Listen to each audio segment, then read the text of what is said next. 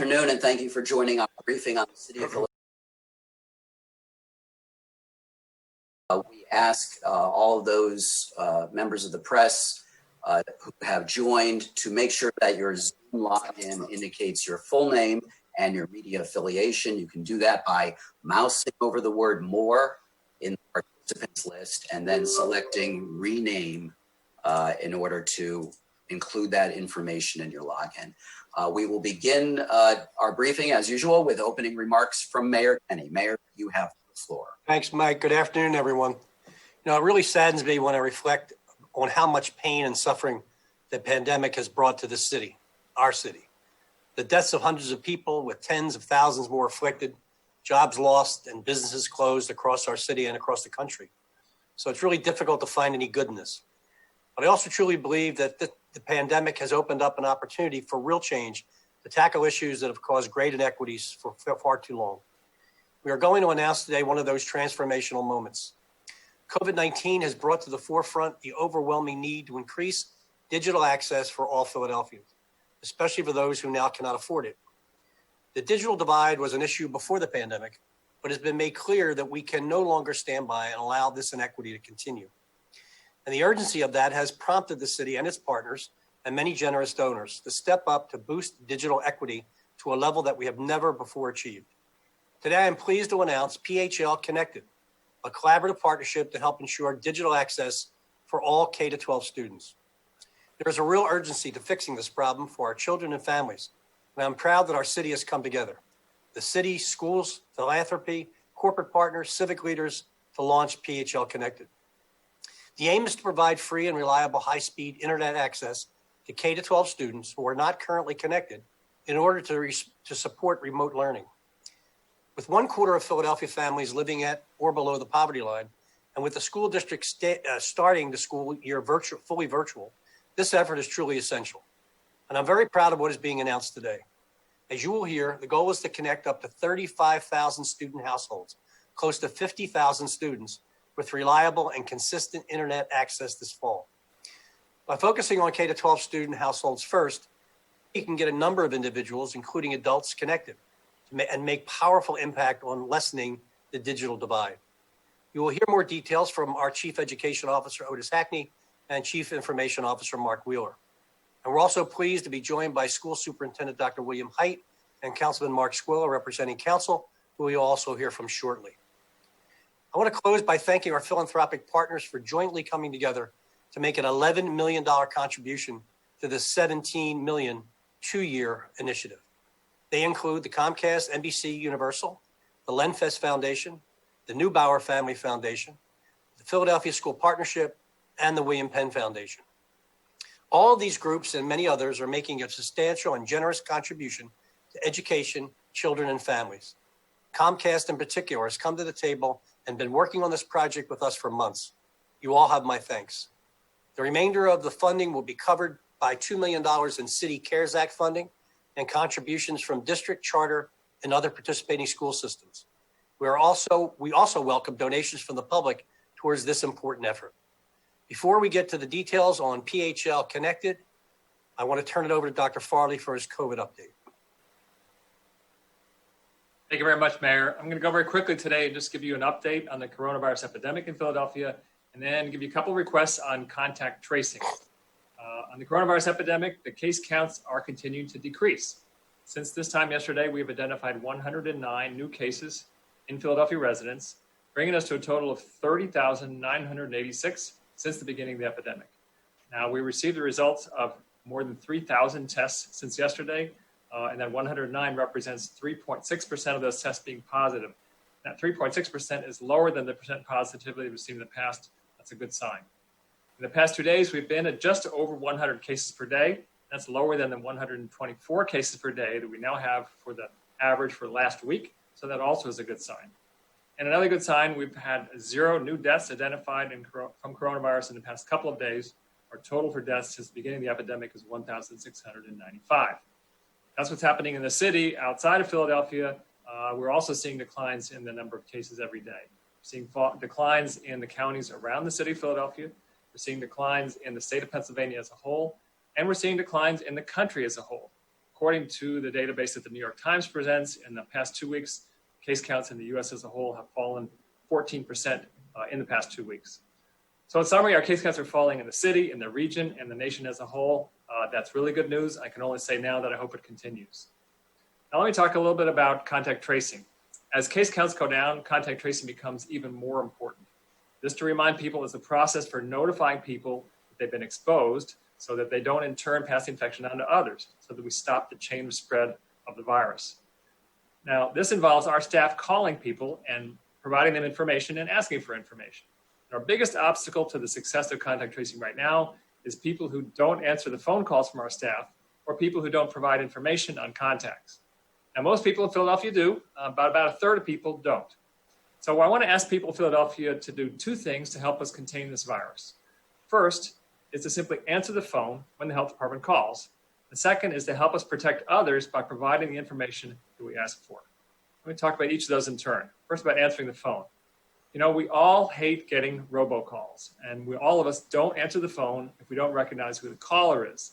But this is one call that you should pick up.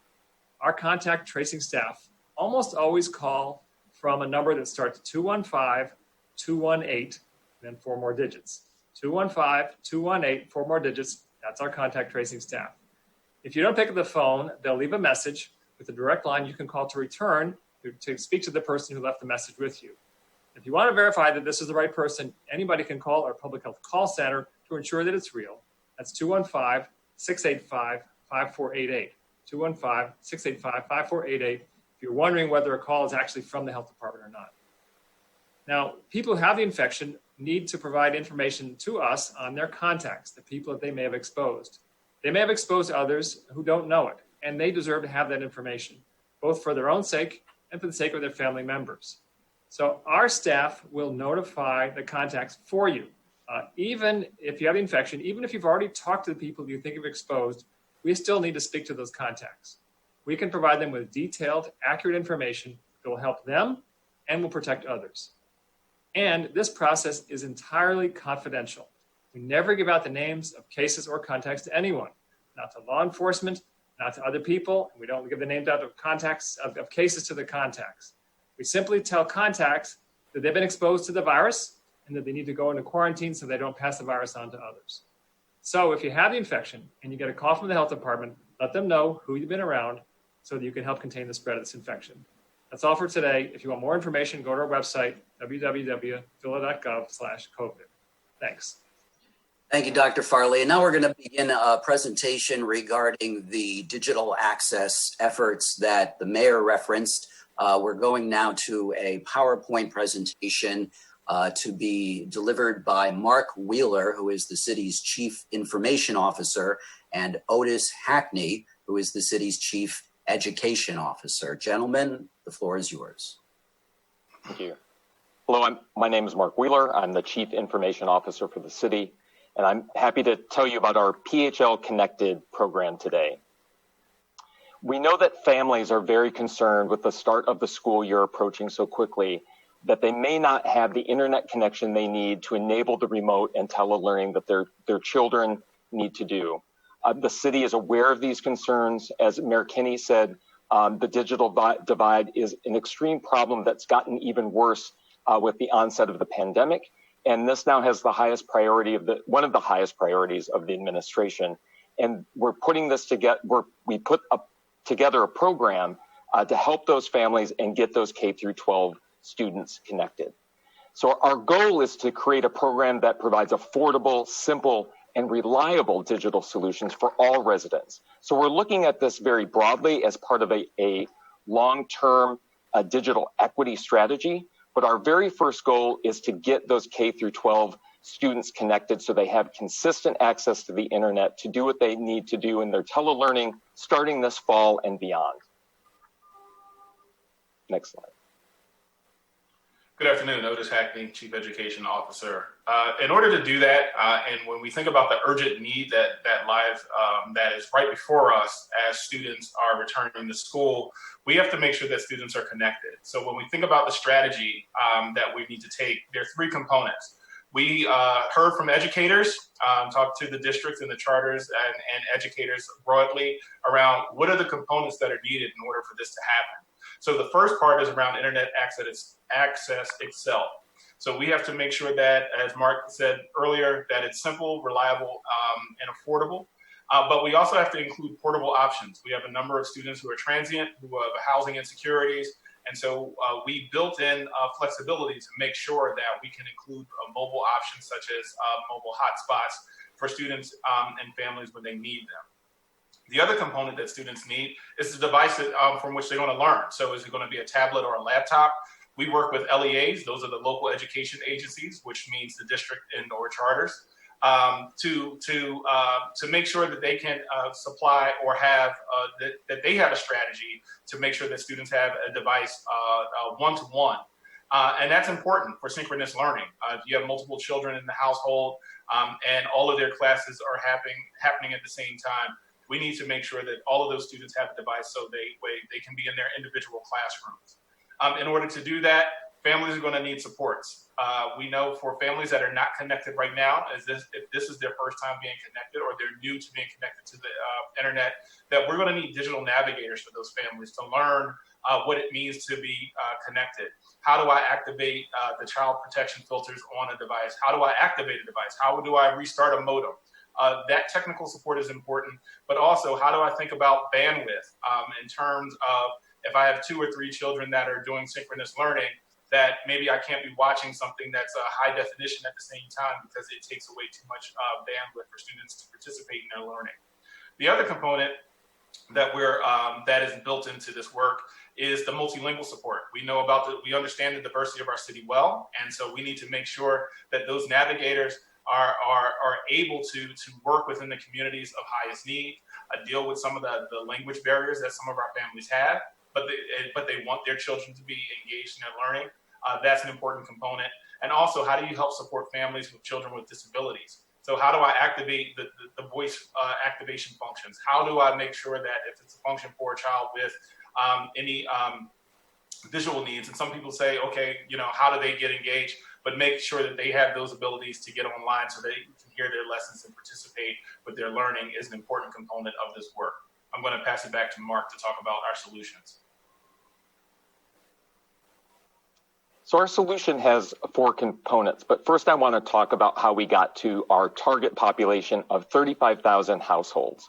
We're working with the charters and the school district. We're on the data that they have coming in from surveys that they started last spring with their families to understand which households needed and did not have internet to the home. We've looked at U.S. Census data and drilled down into that to arrive at a number that was close to this 35,000. When we look at the population of households with K through 12 students that report not having internet to the home, we think this is a good target to start with. We built our budget of roughly $17.1 million around this over a 2-year period. The first step in this is to do a bulk purchase of wired internet to the home. Again, as Mayor Kenny said, when we start with the home, we build the capacity for everyone there to engage in the internet, to do telelearning, telehealth, participate in the economy, and have access to goods and services. So by doing this for the students first, we set ourselves up for greater success to close the digital divide. We're going to make this procurement with Comcast and use their Internet Essentials program. This is now a 10-year program that is available across the country, one of the first of its kind to close that digital divide with a reliable, accessible, and affordable level of service. We understand that that's not going to work for all students. There are students that are transient, that have housing insecurity, and that a Wi-Fi hotspot will need to be distributed. So we're doing a bulk purchase of those. We will be doing this with T-Mobile. They have a crafted program for the K through 12 space dedicated to that with a high bandwidth hotspot that we can distribute to the schools. We can work with our Office of Homeless Services and our Office of Children and Families to get distribution to those that are in different living situations. We know that we need to be flexible between those two initiatives, so the numbers of connected to households and hotspots may change.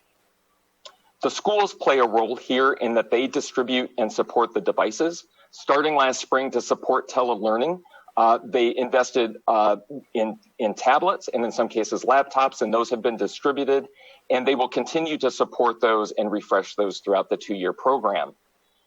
The city next is going to hire a coordinating agent. This agent will work on the operations, working with the schools, the internet service providers, setting up, most importantly, a hotline for families to call in to get more details and then eventually connect to a digital navigator.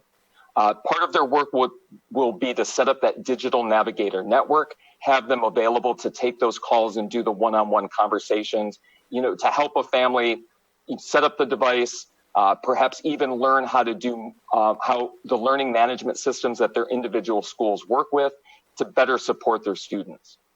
All of this will have a strong diversity and equity lens. We want to make sure that the coordinating agent is working with our local community organizations, be it the immigrant communities, disadvantaged, elderly across the city that have been doing work on the digital divide. We want to hire locally by using our established workforce development programs so we can upskill and train Philadelphians to gain jobs in this space and help us support the PHL Connected program. Next slide. This is a high-level overview of how it will work. The household, the students and the family at the household will be contacted by the school that they're eligible. We're working out an eligibility list now based on that 35,000 household analysis we've done. So the schools will be responsible for contacting the family. The city is going to do general outreach and promotion. Once families understand they're eligible, they will have a code. They can contact a hotline that I said we're going to establish to help them understand and navigate through the process. With Internet Essentials, they will need to use that code issued by their school to let Comcast know they are eligible. So they will not be required to show any type of proof of residency or income. That code will be sufficient to fast track the process so Comcast can then turn on services and provide them the equipment to do a self-install. With the hotspots, we're just going to have to take a different approach, working with a number of agencies to make sure that they get into the hands of students as needed. In some cases, the schools may identify those families and can do the distribution with the city. Digital navigators will be set up, and as I said, we will be expanding that program so families have access to that support mechanism throughout the process. And connection happens for the students as they have their device issued by the school, and then the service or the hotspot is delivered and ready to work. Next slide. So we know that there are more details that everyone would need, including what would that hotline number be and whether they're eligible. All of those details and operational components are being worked out right now. We will be coming back and publishing information in the press about a launch date and how families can get more information. One of the best ways they can get information is to go back to their schools. And as a call to action, we would ask that families do contact their schools now. Make sure all of their contact information, address, telephone, and emails are all up to date so they can be contacted much more easily by the schools about their eligibility and participation in the program. Also, if you'd like to donate, maybe you have a child or no children in a specific school and you'd like to make a donation on their behalf, you can contact the Mayor's Fund for Philadelphia to do this. Thank you. So, and thank you, Mark. And just understand that this is a citywide strategy for the entire K-12 sector. So when we think about, it's not just district and charters, there are students that are also in the independent mission schools as well can participate in the program. So this is a really exciting space for us to be in for our students and families today. Mike? Great, thank you, Otis and Mark. Both Otis and Mark will be hanging around for your questions after we're through with the presentation. Now it's our pleasure to be joined by Dr. William Height, the Superintendent for the Philadelphia School District. Dr. Height. Thanks, Mike, and thank you, Otis and Mark, and good afternoon to everyone else. I want to start by thanking the mayor and his entire team and all of the divisions for coordinating this effort and pulling this together. COVID-19 shed light on many inequities that negatively impacted far too many people in communities across the country, including right here in Philadelphia.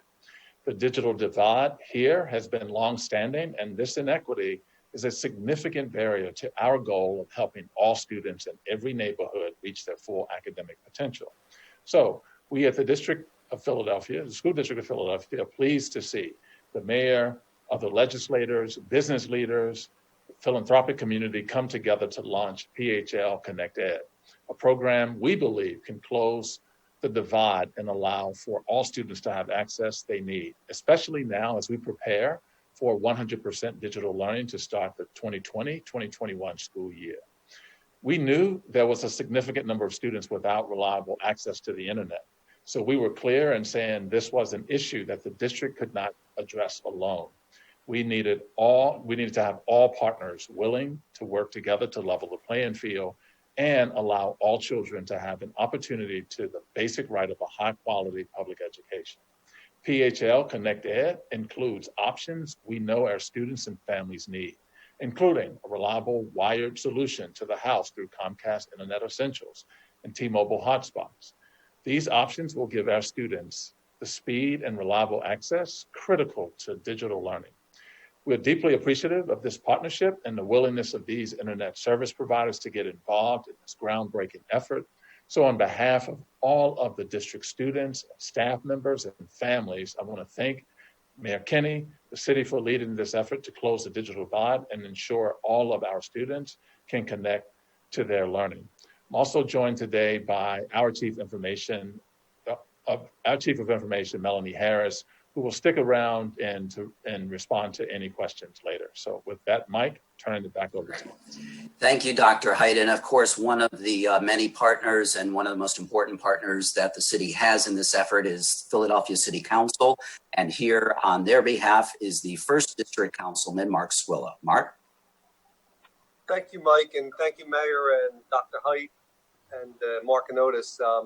This is a very important process that we're working through, and it's my pleasure to represent Council today on this announcement for the launch of PHLConnectED. As students throughout the city and throughout the neighborhoods, it's really something that we need to do to prepare for opening of schools. While others have remarked about the collaboration between these partners, I applaud how hard everyone has worked to find solutions. This is not an easy process. These partners have worked together to look at data to see what it would take to connect upwards of 35,000 students, whether they have a home or they don't. This is a flexible solution so our city's kids can get online to learn coming in this September. As we worked on a solution, we know that we will continue to work on issues and problems surrounding this rollout. We know that the public-private partnerships continue to come together for our city. We approach this new norm with the kind of dynamic thinking that we need as a safeguard for our future Philadelphians. We look at this as an opportunity, not so much as a challenge, but an opportunity to grow our education process. Our work is not over. We still need to look at safe virtual learning spaces for kids who aren't at home and who cannot learn at home. And we have to be able to understand that these challenges, as we approach them, we'll be able to adapt to them and be flexible. We are here to celebrate part of the solution, but we must focus on the adoption now that will take us into new places. By working together from all our council members, from our mayor, from all our partners, we know that we're up for this challenge and the service providers that are working with us. Again, I'd like to thank you all. It's my privilege to be a partner in this truly essential initiative. Looking forward to continuing this opportunity as we grow. Thank you, and looking forward to your questions. Great. Thank you, Councilman. And this does bring the presentation to a close. We will open the floor to questions shortly, but first, let's go to Armando for the Spanish language translation. Armando. Palabras del alcalde Jim Kenney para el jueves 6 de agosto del 2020. Buenas tardes. Me entristece reflexionar sobre cuánto dolor y sufrimiento la pandemia ha traído a nuestra ciudad. La muerte de más de 1,000 personas, con decenas de miles más afectados, trabajos perdidos y negocios cerrados en toda nuestra ciudad y en todo el país. es difícil encontrar algo bueno en todo esto. Pero también creo sinceramente que la pandemia ha abierto una oportunidad para un cambio real que permita abordar los problemas que han causado grandes inequidades durante muchísimo tiempo. Hoy vamos a anunciar uno de estos momentos de cambio y transformación. El COVID-19 ha puesto de manifiesto la abrumadora necesidad de aumentar el acceso digital para todos los habitantes de Filadelfia, especialmente para aquellos que ahora no pueden pagarlo. La brecha digital era un problema desde antes de la pandemia, pero esta ha dejado en claro que ya no podemos esperar y permitir que esa inequidad continúe acentuándose. Y la urgencia de esto ha llevado a la ciudad, a sus aliados y a muchos donantes generosos a intensificar los esfuerzos para impulsar la equidad digital a un nivel que nunca antes habíamos alcanzado. Hoy me complace anunciar PHLConnectED, una asociación para ayudar a garantizar el acceso digital a todos los estudiantes desde kindergarten al 12º grado escolar. Hay una urgencia real por solucionar este problema para nuestros niños y familias, y estoy orgulloso de que nuestra ciudad, escuelas, filantropía, socios corporativos y líderes cívicos se hayan unido para lanzar PHLConnectED. El objetivo es proporcionar acceso gratuito y confiable a Internet de alta velocidad a los estudiantes de kindergarten al 12º grado que actualmente no están conectados para así apoyar su aprendizaje remoto. Con una cuarta parte de las familias de Filadelfia que viven en o por debajo del umbral de la pobreza y con el distrito escolar que comenzará su año lectivo de forma completamente virtual, este esfuerzo es verdaderamente esencial. El objetivo es conectar hasta 35,000 hogares, esto es, cerca de 50,000 estudiantes, con un acceso confiable a la Internet este otoño. Al centrarse primero en los hogares de estudiantes de kindergarten al 12º grado, la ciudad puede conectar a un gran número de individuos, incluyendo adultos, con un impacto poderoso para disminuir la brecha digital. Queremos agradecer a nuestro sector filantrópico por trabajar con nosotros por su contribución de $11 millones a esta iniciativa de 2 años. Muchas gracias a Comcast NBC Universal, la Fundación Landfest, la Fundación de la Familia Neubauer, la Asociación Escolar de Filadelfia y la Fundación William Penn. Todos estos grupos y muchos otros están haciendo una contribución sustancial y generosa para la educación, para nuestros niños y sus familias. Y Comcast en particular ha participado incansablemente en este proyecto con nosotros durante meses. Ellos tienen nuestro agradecimiento. El resto del financiamiento se cubrirá por $2 millones en fondos del City Cares Act y contribuciones del distrito escolar, las escuelas charter y otros sistemas escolares participantes. También aceptamos donaciones del público para este importante esfuerzo. Gracias en nombre de los niños de Filadelfia. Y esta es la actualización en materia de salud para el día jueves 6 de agosto del 2020. Felizmente, los casos están disminuyendo. El día de hoy reportamos 109 nuevos casos con un total de 30,986 casos acumulados. De 3,050 pruebas realizadas, solo el 3,6% han dado resultados positivos. Este es el porcentaje más bajo hasta ahora. Hasta hace 2 días, el número de casos estuvo ligeramente por encima de los 100 diarios, más bajo que los 124 casos en promedio que reportábamos diariamente la semana pasada. Hoy no reportamos nuevos fallecimientos por el COVID-19 en la ciudad. El total acumulado de muertes por la COVID-19 es 1,695. Y en la región, los casos también continúan disminuyendo y nosotros estamos siguiendo esto con mucha cautela. En cuanto a la evolución de la pandemia en los Estados Unidos, vemos que ha llegado a un punto de declive. La epidemia ha disminuido un 14% de acuerdo al seguimiento que ha hecho el New York Times. En resumen, los casos continúan disminuyendo en la ciudad, en la región y en todos los Estados Unidos. Estas son excelentes noticias y esperamos que continúen así. A medida que los casos bajan, el rastreo de contactos se hace aún más importante. Con respecto al rastreo de contactos, nosotros estamos logrando grandes avances. El mayor obstáculo es que las personas no responden las llamadas telefónicas o no nos dan la información de sus contactos. Muchos lo hacen, pero un tercio no lo hace. Le pedimos a la gente de Filadelfia que nos ayude a contener el virus. Les pedimos 2 cosas. Por favor, contesten el teléfono cuando nos llame el Departamento de Salud. Ayúdenos a proteger a otros dándonos la información que pedimos. Nosotros sabemos que todos odian las llamadas automatizadas por grabadora y que no respondemos el teléfono si no reconocemos el número. pero la llamada del Departamento de Salud es una llamada que usted debe atender. Nuestro equipo de rastreo de contactos siempre llama de números que comienzan por el 215-218 seguido de 4 dígitos. Si usted quiere verificar la veracidad de una llamada, puede confirmarlo llamando al 215-685-5488.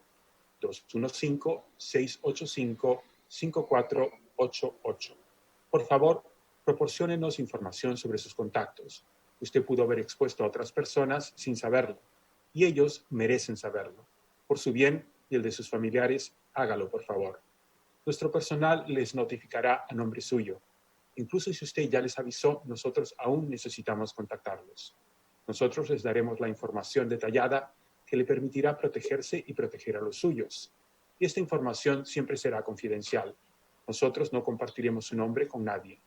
A sus contactos solo se les dirá que han sido expuestos al virus y que necesitan cumplir la cuarentena. Esta es la única forma de contener el virus.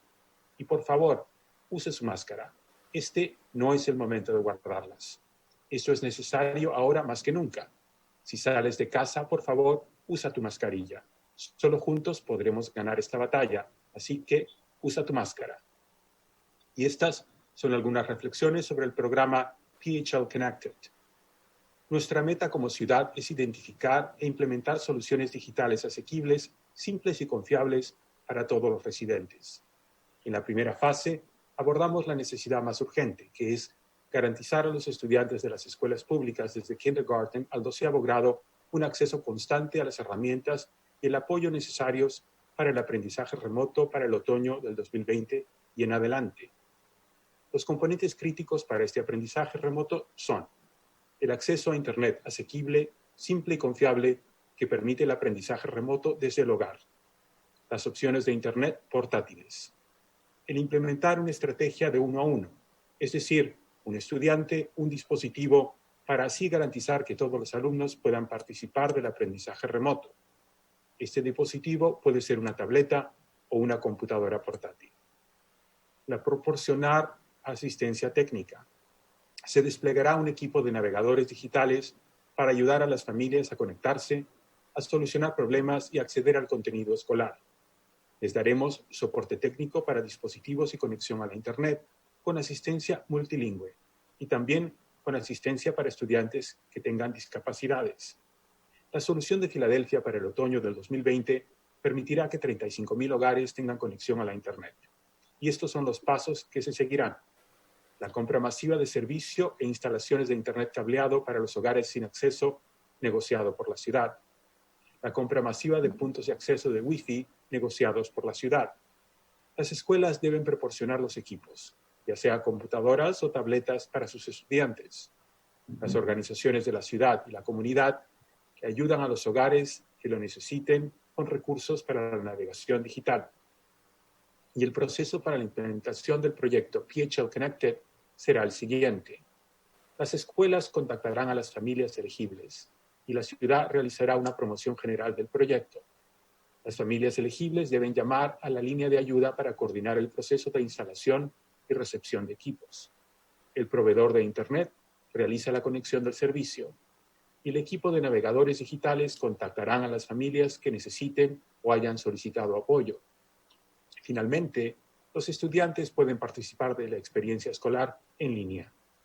Y estas son las palabras del Dr. William Haidt, superintendente del Distrito Escolar de Filadelfia. La pandemia de la COVID-19 ha realzado muchas inequidades que afectan negativamente a muchas comunidades aquí en Filadelfia y en todo el país. La brecha digital en Filadelfia ha sido de larga data y esta inequidad es un obstáculo importante para nuestro objetivo de ayudar a los estudiantes a poder alcanzar su máximo potencial académico. Por tanto, el Distrito Escolar de Filadelfia nos complace ver que legisladores y líderes empresariales se unan para lanzar PHLConnectED, un programa que creemos que puede cerrar la brecha y permitir que todos los estudiantes tengan el acceso que necesitan, especialmente ahora que nos preparamos para iniciar un aprendizaje digital 100% en línea para comenzar el año escolar 2020-2021. Sabemos que hay un número significativo de estudiantes sin acceso confiable al Internet, por lo que fuimos claros al decir que este era un problema que el distrito escolar no podía abordar solo. Necesitamos tener aliados dispuestos a trabajar juntos y permitir que todos los niños cuenten con el derecho básico a una educación de alta calidad en las escuelas públicas. PHLConnectED incluye opciones que sabemos que nuestros estudiantes y sus familias necesitan. Estas incluyen una solución de Internet cableado confiable a través de Internet Essentials de Comcast y puntos de conexión de T-Mobile. Estas opciones les darán a nuestros estudiantes la velocidad y el acceso a Internet confiable que son críticos para el aprendizaje digital. Apreciamos profundamente la disposición de estos proveedores de servicios de Internet a participar en este esfuerzo innovador. Entonces, a nombre de todos los estudiantes y familias del Distrito Escolar, quiero agradecer a la ciudad de Filadelfia por liderar este esfuerzo que permitirá cerrar la brecha digital y asegurar que todos nuestros estudiantes puedan conectarse e iniciar su aprendizaje en línea este año escolar. Muchas gracias. We are going to move to the Q&A portion, but first, let's throw it back quickly to Chief Education Officer Otis Hackney, who wanted to just clarify a few things about the initiative. Thanks, Mike. Just for clarity, when we talk about when Mark spoke to the 35,000, we're talking about households. So when we think about that count, we're talking about 35,000 households that we're trying to engage.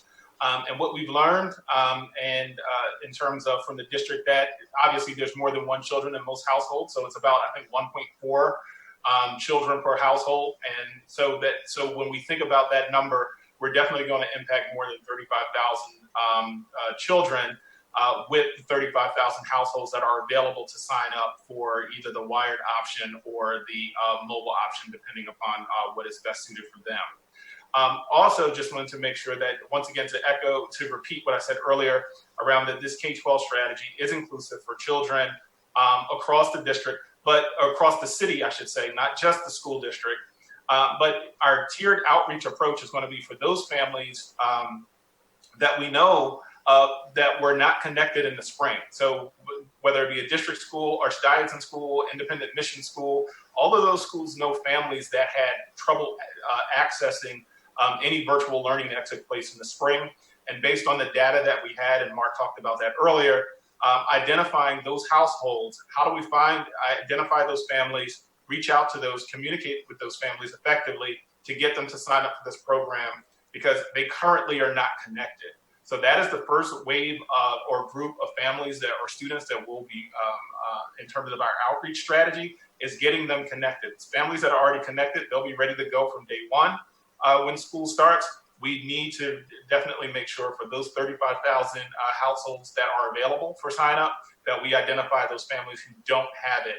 That is what this strategy is focused on, with getting families that don't have access to be connected.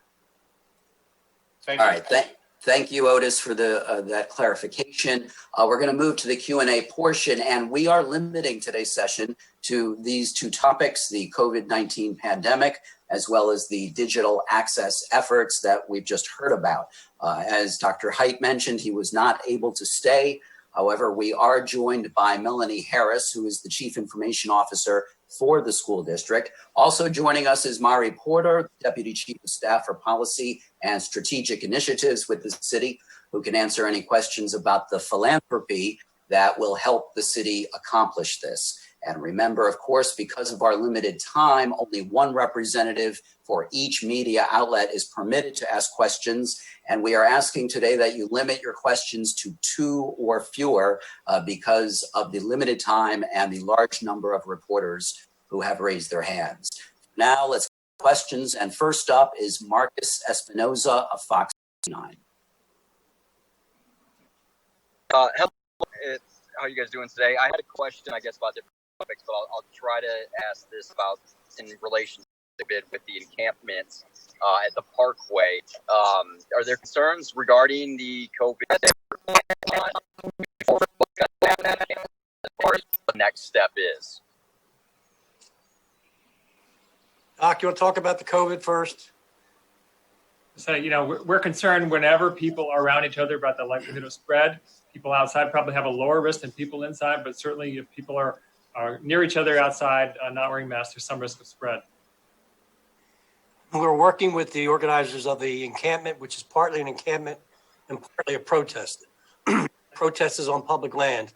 So we have to approach it in a way that's fair and balanced. We understand the issues surrounding the neighborhood and their concerns. We've reduced the size of the encampment by about 70 people have been placed. We're discussing various things we can do to move this along. The encampment will not stay there forever, but we don't want to go in there and use force. So if we don't have to, and if we can get people into safe and safe places to be, we're moving in that direction, and we'll continue to do that over the course of the next few weeks. Okay, and I just want to say what my other topic was. I didn't realize it was going to be so limited, but a 6-year-old girl got shot in the chest again yesterday. Can we have any mention of that? You can call the press office. We'll be able to get back to you about. I mean, obviously, it's a tragic situation, and we're doing our best in this COVID. I mean, you have to remember we're in the midst of a pandemic, and we were also in the midst of a month-long public outcry about police abuse and protests. So we had to redistribute people around, deal with those issues. We're getting back into our normal allocation of officers in various neighborhoods and beginning to be able to go out and interface with people who are in danger of being shot or being shooters and meet with them face to face. It's been difficult during the pandemic because we have to stay away. We have to keep our distance. So we're working on all those various areas and we're doing our best every day. This situation has been going on around the country. It's not specific to Philadelphia. There are other cities that are also dealing with this. And again, it's in the midst of a pandemic, which people seem to forget we're having at this moment. So we'll get back to the digital divide if we don't mind. Thank you. Thank you, Marcus. Let's go now to Cheryl Spreitzer of 6ABC. Hey, all, can you hear me? Yep. This is for Mayor Kenny. You guys actually answered my first question about the new internet access. This has to do with COVID-related sick outs with the sanitation department. Mayor, the latest data shows that complaints are up 6% from last week and 64%, I believe, from the same time last year. The streets department tells me today that when it comes to recycling, they are, quote, significantly behind again. What do you just want to say to the residents? I mean, people are fed up. Obviously, this is a quality of life issue. Clean streets may mean safer cities, that sort of thing, too. So what do you want to say to the people that are kind of frustrated? Our sanitation workers are working hard every day to catch up. We could use some help from neighbors by putting out their trash in an appropriate way. Not in a haphazard fashion, which enables it to blow around the neighborhood. We've had 3 major storms in the last 3 weeks, and that has caused a lot of this stuff to blow around. We are up to date on our trash pickup. We're behind on our recycling. We're bringing on 120 new employees, temporary employees, to deal with this issue. And our sanitation workers are facing COVID issues, illness and exposure and exhaustion. They've been working 7 days a week, 12 hours a day, in 90-degree weather. We're in with the last questioner, we're in the middle of a pandemic. If you didn't realize that, we are, and we're struggling with a bunch of different areas relative to getting up to speed. And we will be up to speed, and we'll keep on working at it best we can every single day. We have about 25% more tonnage of trash being put out because people are staying home from work and generating more trash. They're doing household chores by doing home repairs and putting out construction debris, which slows down our folks. So we're doing the best with a big problem that's being faced by a number of cities in large cities in the country. So could we get back to digital? Could we get back to dealing with our kids' education? Because I really think that's as important. Okay, that's fine. Thank you, Cheryl. We're going to go now to Jack Tomzik of Metro. Yes, this question is about the digital program. Thank God. Is this just seen as a temporary thing until kids get back to school, or is this going to last the duration of this school year and next? Because I saw it was a 2-year program, or is this something with the idea of connecting these families permanently somehow? So I can speak to the education part, and then I think Mark can talk to the long-term strategy. In terms of, yes, we're looking at this would be funded or the strategy for 2 years, and it is 12 for the entirety of account for 12-month periods. So students would have students would have access once they sign up for that duration of time of the contract.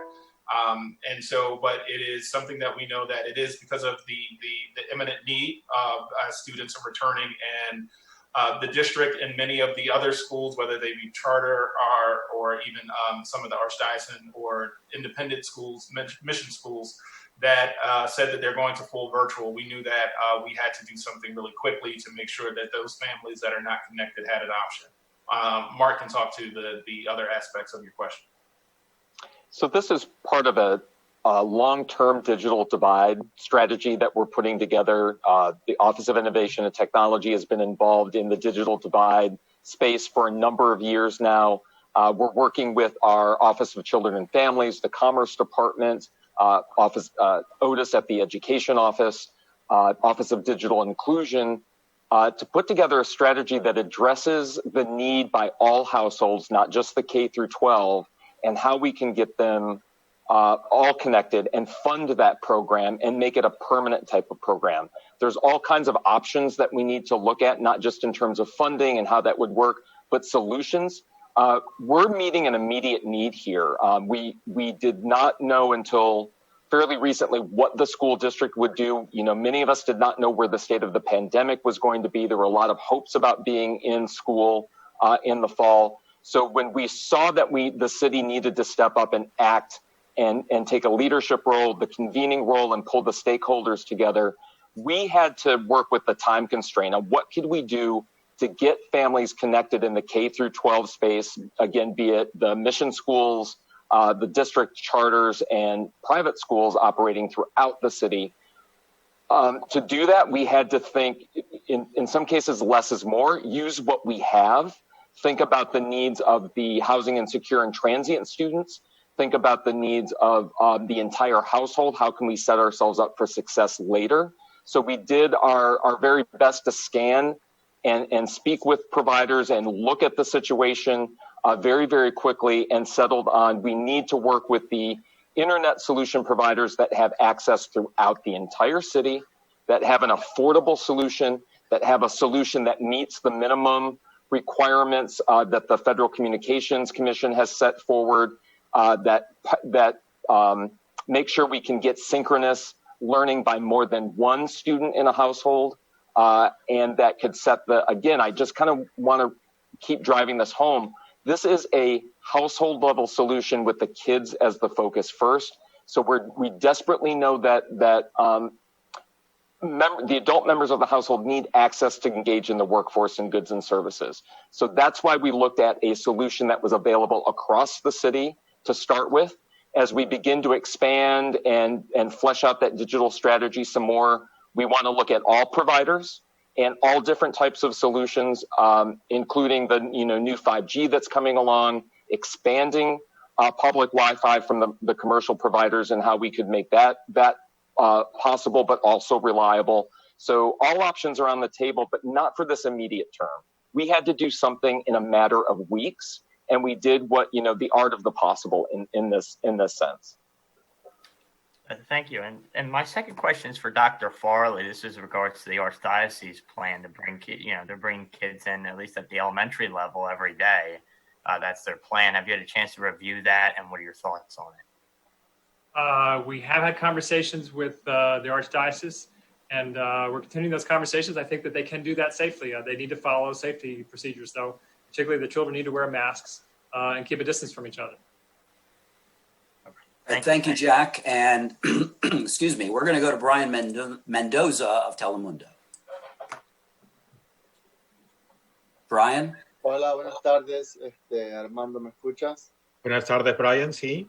Sé que las preguntas están solamente en los dos topics que estaban hablando, pero ya que el alcalde está disponible, queríamos saber cuál es el plan de las autoridades para lidiar con estos tiroteos que están amenazando a menores de edad. Ya murió uno de 7 años y otra niña también fue baleada. Entonces, ¿cuál es el plan para lidiar con el crimen que está atacando a menores de edad en estos momentos? I know that the topics have been related to other things, but since the mayor is present, I have a question in regards to the violence in the city.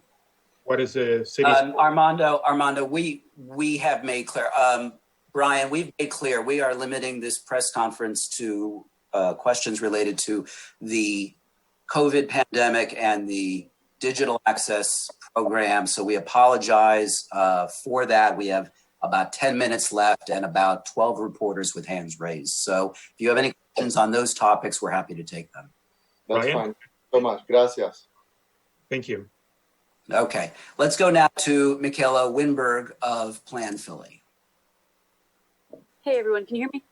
Yes. Awesome. Okay, I have a couple questions about the pandemic and how it relates to public transportation. So not exactly in line with the digital divide, but Does anybody care? Does anybody care about our kids' education?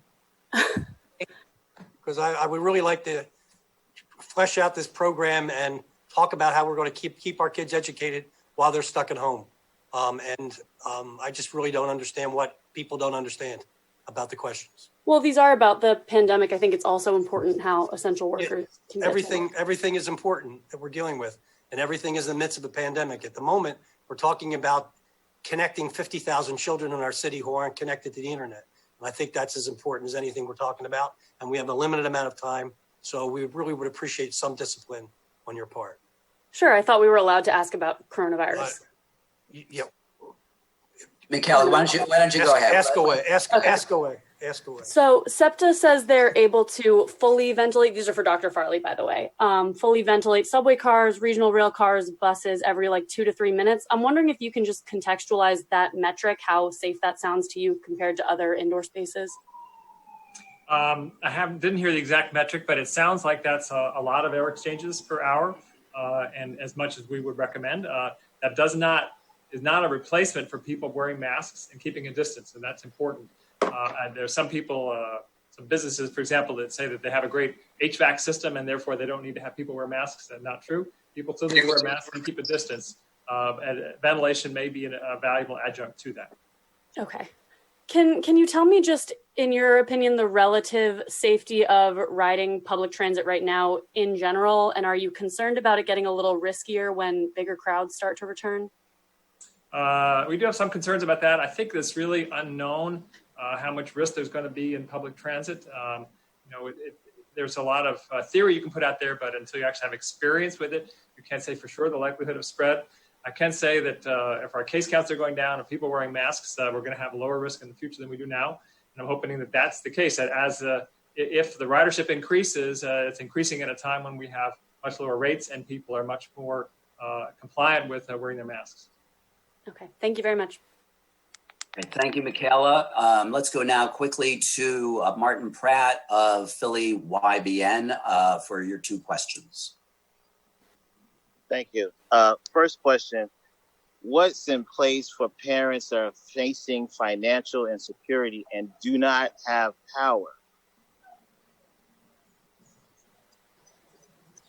I'm sorry, can you clarify that question? Power. Sure. Not all parents can pay their PICO bills. Okay, gotcha. And so what's in place for parents who have this great internet access, but they don't have any power? Mark or Otis? Well, I believe, I'm not sure, but I think is the shut-off moratorium still, I know it is for gas and water. I'm not sure about. Yeah, I don't believe there are any shut-offs still on. Individual circumstances, we could take case by case. Talk to Pico to see what we can do to get them powered up again if they have children in the house other than school. Thank you, Mr. Mayor. The second question is, we're in August. So is there a plan to have this number available by the end of August? When is that? And the second part of that same question is the directive was to get in touch with the schools. How would the parent get in touch with the school now? Are they calling the district and then being transferred to the school? Are they calling that specific school? Hi, I'm Melanie Harris from the school district, and I'd be happy to jump in. Hi there. So again, as Mark and Otis were talking about all schools across the city, so my answer will pertain specifically to the school district of Philadelphia. Parents can call 215-400-5300 right now, so that they will be able to get a live person on the line. Even if they Can you just repeat that number again? I'm sorry. Sure, 215-400-5300. And another way that we are trying to make this easier, we are in the process of calling every single family. Teachers had contacted their families in the spring. We are doing a repeat over the summer to try to touch everyone again and confirm if they need internet access. For families that have told us that they need internet access, we will pass that on directly to the city. So we are trying to save as many families from having to call the city as possible, and we are passing that information on. And then for the code that Mark talked about, we will put that code inside the student system as a way for teachers to be able to get that information to parents to get it through the portal. So Mark shared one way in which families can call and get the code, and we're trying to look at multiple ways so that we're making it as easy for families as possible. Thank you, Melanie and Martin. Let's go now to David Melandra of Philly Sports. Question is for Dr. Farley. Dr. Farley, what is your reaction to Governor Wolf announcing today that all high school sports should not be played until January 1st? I think it's a wise move. There's a risk that in contact sports in particular, that children are going to be in close contact with each other, spreading the virus. If you have different teams coming from different communities, there's more mixing, more opportunities for spread. So it's a risk that I don't think is worthwhile taking right now. And do you feel the same way for college sports as well? I'm definitely concerned about college sports. Our current posture in the city is that we don't prohibit those competitive sports, but we strongly recommend against it. We recommend that those teams do skill building only and not do competitions. All right, thank you. Thank you, David. Let's go to Dale Mezzacappa of the Philadelphia Notebook.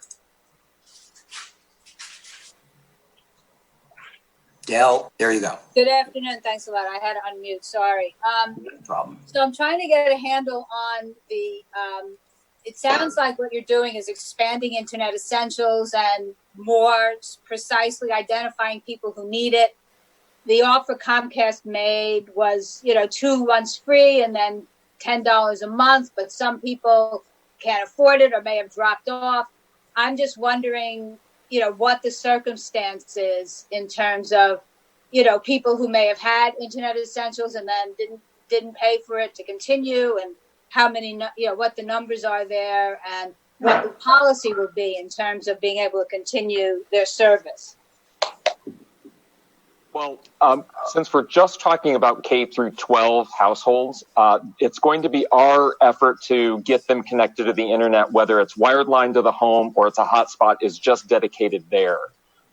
We are working with Comcast within that space with the student households that get identified by the district, the charter, the mission schools. That's the eligibility list that we'll work with Comcast. We are in conversations with them on how they would identify those individual addresses that may currently be in that 60-day program or may have rolled off of the 60-day program, and how we can more easily enable that service. What I don't want to say is that they should be contacting Comcast right now. That's not how this should work. With the communications, and to address Martin's point, we are still working on the communication strategy, what the schools will communicate out and how they do it, and then how we support that from the city's coordinating body and what we have the hotline say and do. So the hotline will refer people back to the schools. The schools will have the enrollment code that can only be identified by Comcast. And again, it's going to be different for hotspots. We have a different mechanism to put that into distribution that we are working on right now. Okay, and my other question would be, there are some people who are, the original ask, and there are some people who are still asking for opening up the residential hotspots. I'm wondering if that has become a no-go and nobody's paying any attention to that as a possible solution, whether people agree that it's not practical from a technical standpoint, which has been Comcast's position, or whether that is one of the things you're still looking at as a long-term solution.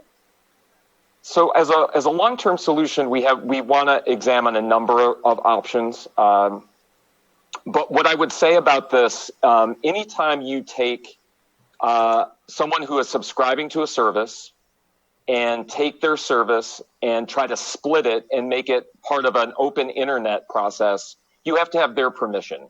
And they have to know that their bandwidth is now going to be divided in half. So I think that's where you have to deal with the situation on a subscriber level, and that would happen with all internet service providers. So is it technically possible? Potentially. Is it something that's going to get you the best level of service? Now I want you to think about it. It's a Wi-Fi box in your house that's now partially open to everyone else. And how great is that service going to be 100 feet away or 500 feet away? What does that really do for people? I think we need to focus the conversation on what good, dependable, and reliable service is for synchronous learning. 5 megabytes is what the FCC recommends for telelearning. Essentials is at 25 megabytes download speed. When we talk about these Wi-Fi solutions, it's all variable. It's all dependent on distance and proximity to an antenna.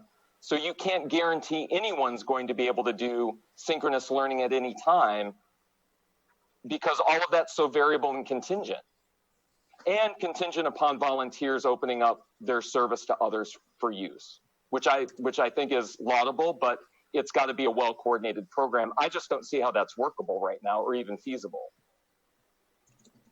Okay, thank you. Very good. Thank you, Dale. Let's go now to Lauren Make of NBC 10. Good afternoon, everyone. I heard a question about timing, but I didn't hear a specific answer on that. How long will it take to get the 35,000 families connected, and what do you expect to be able to do by the time school begins? So Mark, if I could just jump in with that before you talk about the larger number. So again, Melanie Harris, and I can speak about the Philadelphia School District. So as we are reaching out to families and they are confirming that they do not have access to reliable internet, we have hotspot MiFis available to them and have been handing them out all summer, and will continue to hand those out. So while Mark and Otis can talk about the timing for getting the program up and running, we're still moving today, right away, with handing out MiFis to families that identify themselves. Right now, the number is somewhere right around, as of Tuesday, 1,800 families have said they need internet access. We have MiFis available between us, and we're getting some more. So our goal is to handle as many families that can let us know by September 2nd. And so there is something happening now, even before the program is officially started. So we're working hard to set up operations. As we've explained, we really just we started this just weeks ago, and we thankfully, through the support of the foundations, we're at a place where we can make this announcement that we're ready to move forward. Some of those pieces need to work. We are committed to getting as many students set up before the start of the district academic calendar. When it comes to the charters and independent mission schools, that will be variable. And we, again, with both T-Mobile and Comcast, we are working every single day on how to help do this in the most streamlined and fast fashion.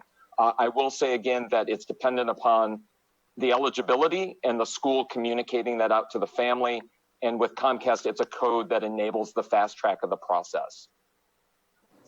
So, and just to add to that, we are trying to reach the hardest to reach families as well. So I think, just tempering expectations so people understand our target demographic are students and families that are not connected.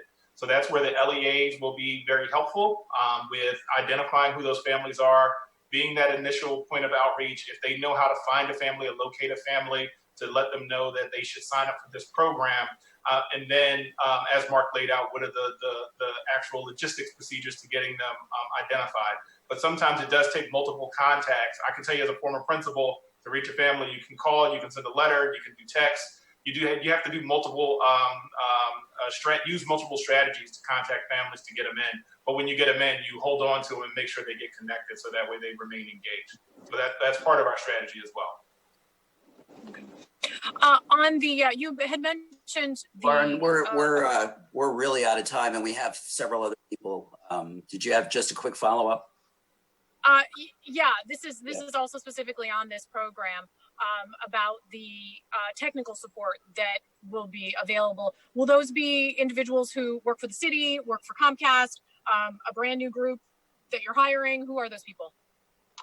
The digital navigators are going to be new. We already have 3 digital navigators programs set up through the Digital Literacy Alliance with CMAC, the Learning Center in North Philadelphia, and the Excite Center. So we're going to work on building out that model and having our coordinating agent support and expand it. So there'll be new hires. They will not be city staff. Gotcha. Thank you. All right. Thank you, Lauren. Let's go to Argenis Figueroa of Univision. Ok, buenas tardes, Armando. Buenas tardes, Argenis. Armando, mi pregunta es para Distrito Escolar o quien pueda responder. Entendiendo que hay hispanos que no hablan inglés, ¿está habilitada esta hotline para atender en español? ¿Y cuándo pueden comenzar a llamar quienes necesiten acceso al Internet o equipos? The question is for someone from the School District of Philadelphia, given that there's a Hispanic population and there's students who do not speak English. Will the hotline be staffed in Spanish? And when can they call in order to get support and information on this program? Thank you for that question. I will have to confirm the exact hours. I do know that our family and community engagement staff does have multilingual staff that sits on the phone lines and responds to questions. Given that the support staff are off-site, I will just need to confirm the exact hours, but we absolutely have Spanish-speaking staff that are available to answer families' questions, and we try to have them on-site at the distribution centers when possible as well.